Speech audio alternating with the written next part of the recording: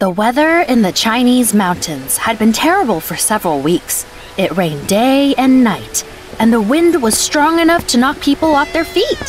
One stormy evening, someone left a basket with a baby by the gates of a Shaolin monastery. There was also a note in it saying the girl's name was Victoria. It was written in English. In that note, the girl's parents asked the monks to take care of her because they couldn't do it themselves. 3 wise monks found the child and started to argue about what to do. "We can't leave the girl here. This is a boys' monastery." However, as soon as they brought the baby inside the temple, a miracle happened. The rain suddenly stopped, and the sun peeked out from the clouds. The monks gasped joyfully and remembered an old legend. It said that one day a girl would appear in the monastery who would stop the downpour and become the best of the best. "This baby is special." So, the 3 monks decided to break the tradition and raise the baby in the monastery. However, they didn't tell anyone the child was a girl. "We'll raise her like a boy, and she will become our best student." That baby was me. Hi. My parents named me Victoria. However, the monks gave me a boy's name, Tai. Those monks took care of me like they were my fathers. They asked me to hide the fact that I was a girl from everyone. I shaved my hair, learned kung fu, trained my willpower, and meditated just like all the other kids there. I did just as good as the boys and often beat them. The monks taught us not to envy each other. Unfortunately, one of the boys didn't heed their wisdom. Ever since he was a kid, Xiao believed he always had to be the best at everything. Seeing me succeed made him furious. "Well done, Tai. Your technique is improving by the day." "This is so unfair! His head is flat, so it's easier for him to stand on it." "Xiao, you should respect your brothers and rejoice in their success." "Take that! I will always be better than you." "Tai, you need to learn some humility. You shouldn't brag like that." Xiao and I didn't listen to him and kept competing and teasing each other. For example, one day, when we were supposed to be meditating in silence, that insufferable boy tickled my heel. I burst out laughing and had to wash the floors as punishment. Soon after that, I took revenge on Xiao by replacing his soup with dirt. He spit it out and was punished as well. "This is all your fault! You started it!" The monks could only shake their heads when they saw us fight.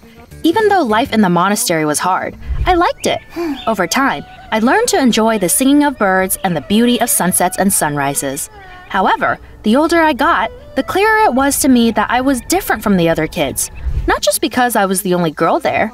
Everyone around me was Asian, and I obviously wasn't. One day, I finally asked my guardians about it. That's when my fathers told me the story about the day they found me. They showed me the basket and note my parents had left me with. "It says here your parents lived in London, and your real name is Victoria." Wow, that was so exciting! I wanted to find my parents. I even started learning English so that we could understand each other. I didn't resent them for abandoning me. After all, in the note, my parents explained that they were too poor to raise a child. Several years passed and I turned 16. Hiding the fact that I was a girl was getting harder by the day. I secretly stopped shaving my head. Soon, I grew out my hair and it looked gorgeous. I liked to take care of it and try different hairstyles. Of course, I couldn't let anyone see it, so I wore a special pad on my head whenever I left the room. The moment we had all been waiting for finally came. The Council of Wise Abbots was going to choose new members for the troupe that would travel around the world and demonstrate the talents of Shaolin monks. Only the best of the best would get chosen. We all took the competition seriously. Everyone dreamed of proving they were the best. I wanted to see the world too. Moreover, it was my only chance to go to Britain and find my real parents. To do that, I had to first beat Xiao. You should have seen the way he was showing off. "Hey, check this out. This is the flying tiger style." Only one of us could join the troupe. The monks could not choose between me and Xiao. But then, fate intervened. One day, I was alone in my room and took off the pad to comb my hair when Xiao suddenly came in and saw it. "I can't believe it! Tai, are you a girl?" "Oops, please don't tell anyone." Of course, Xiao immediately ratted me out. What did I expect? The abbots in the council were furious and shouted at me for disobeying the rules. They wanted to make me leave the monastery. To my surprise, my dads came to my defense. "You are wrong. Tai deserves to be here." Then, they reminded everyone of the old legend about a special girl. The council thought for a long time, but eventually allowed me to stay, on one condition. I had to pass a difficult test, the Way of the Warrior. Tai, they'll let you join the troupe if you pass this test. The stakes were extremely high. It was all or nothing. I agreed without hesitation. Guess who immediately volunteered to compete against me? Of course, it was Xiao. Ugh, that upstart. I won't lose to some girl. It was time to see who was better once and for all. The first test began early the next morning. Xiao and I had to stand motionless on one leg for 3 hours. As luck would have it, it started to rain and the task became twice as difficult. My opponent wasn't above playing dirty. Xiao made ridiculous faces and silly noises to throw me off balance. Meow, woof woof, cock-a-doodle-doo. Unfortunately, it worked. I couldn't hold back laughter and immediately fell on the ground. You won this round, but this was the last time you beat me. Then, we competed to see who could fill the barrels with water from the well faster. Since Xiao used dirty tricks to win, I decided to pay him back in kind. So, I made some holes in his barrel. No matter how hard he tried, it wouldn't fill with water. Obviously, I won that round. It was time for the final task. Tai, Xiao, you need to go up that rocky mountain path. However, be careful. You will only be able to do it if you act as a team. Who needed enemies with friends like him? Xiao and I glared at each other. We prepared some provisions and were on our way. We didn't stop arguing, even for a minute. There's a fork in the path. I think we should turn left. Don't be stupid. The path on the right is shorter. Just because it's short doesn't mean it's easy. There are a lot of slippery rocks on it. We had a fight and decided to split up. I spent a whole day going up, but couldn't even see the top of the mountain. Had I chosen the wrong path after all? Soon, I was completely exhausted and sat down to have a snack. Unfortunately, I put my backpack too close to the edge of the cliff and it fell off. Damn it! Continuing my journey without food or water was dangerous. So, I accepted defeat and decided to go back. This is it. I'll have to leave the monastery. I came back to the fork in the road and saw Xiao. He was limping. I asked him what happened, and he said I had been right. There were a lot of slippery stones on his path. He slipped and hurt his leg. That's why he decided to come back as well. Congrats, we are both losers. Then, he said something I never expected to hear. One of us has to get to the top. Take my food and go. That was the first time ever Xiao acted nobly. It stunned me, and I decided I wouldn't leave him behind. No, we will do it together. Don't you dare give up. I found a strong branch and suggested Xiao use it as a walking stick. Then, I helped him up as we walked. Now we had to save water and food, but still, we managed to climb up together. So that's what my fathers meant when they said we had to act like a team. The beaming monks met us at the top of the mountain and said I passed the test. It was a test of compassion. Xiao gave me a friendly hug and congratulated me. Thank you for not leaving me there. And I'm sorry I was so childish. I was just as bad. Let's be friends? Sure. We came back to the monastery together. You'll never guess who was waiting for me there. My parents. Victoria, you grew up so beautiful, my dear girl. They hugged me and told me that when I was born, they had no money. My parents had been on a business trip in China at the time and decided to leave me at the monastery. But now, we got rich and have come back for you. Meeting Mom and Dad was everything I ever wanted. So, I forgave them and agreed to move to Britain. Still, saying goodbye to my monk fathers and the other kids was hard. Thank you for everything you've done for me. Stay kind and fair. Take care of yourself, little sister. We took a photo together, and a few days later, I went to London with my mom and dad. I'd never been to such a big city, so everything seemed unusual to me. Wow, is that a double-decker bus? My parents' house turned out to be amazing. They had a lot of furniture and a ton of appliances. Getting used to my new life and being called Victoria wasn't easy. However, what mattered was I finally found my family. Victoria, I bought you fashionable clothes. You'll impress everyone at your new school. It wasn't all sunshine and rainbows. I didn't get along with my new classmates. It was hard for me to talk to them because all they cared about was their gadgets, and I knew nothing about those. Let's go to the park in the evening and listen to the birds sing. Are you for real? Listen to the birds sing?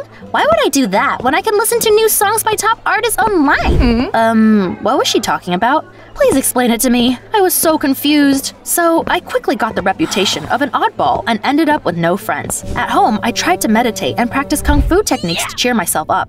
But for some reason, it made my parents mad. Victoria, forget about your past life. Just be a normal kid. No training or weird outfits. Okay.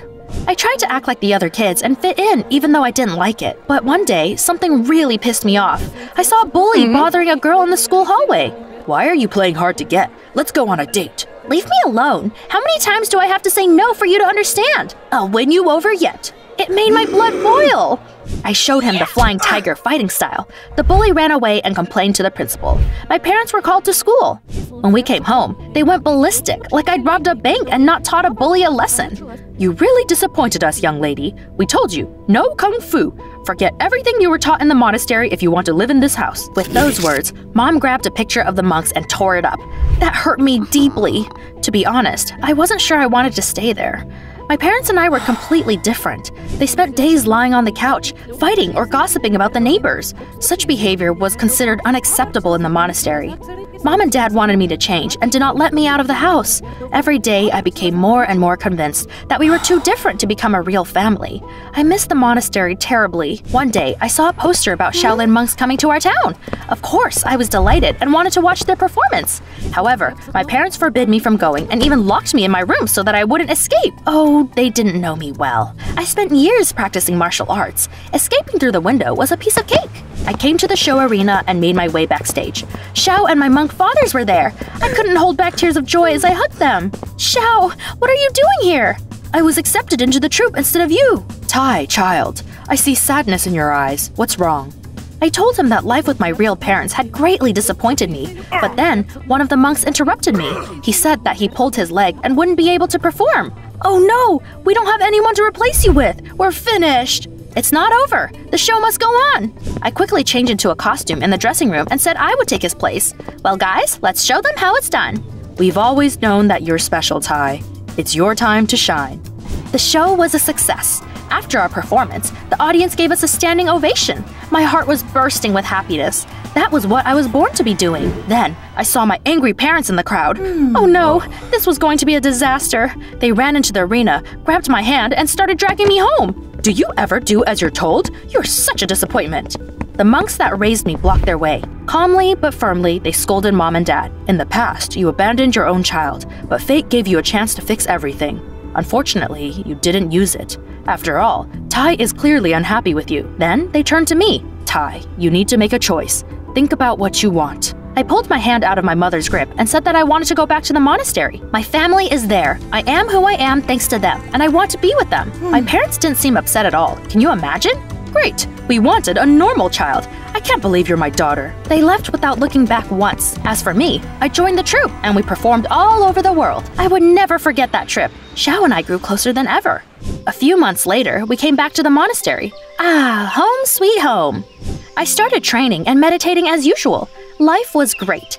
However, Xiao and I felt that our friendship had changed. We liked each other, but we were afraid to tell our mentors about it. Do you think they'll let us be together? Or will they test us again? Tell me what you think in the comments down below. Now I know that home is where your heart is, and the people that stand by you when life is hard are your real family. Do you agree? Lots of love, Private Diary, and a girl that stopped the rain.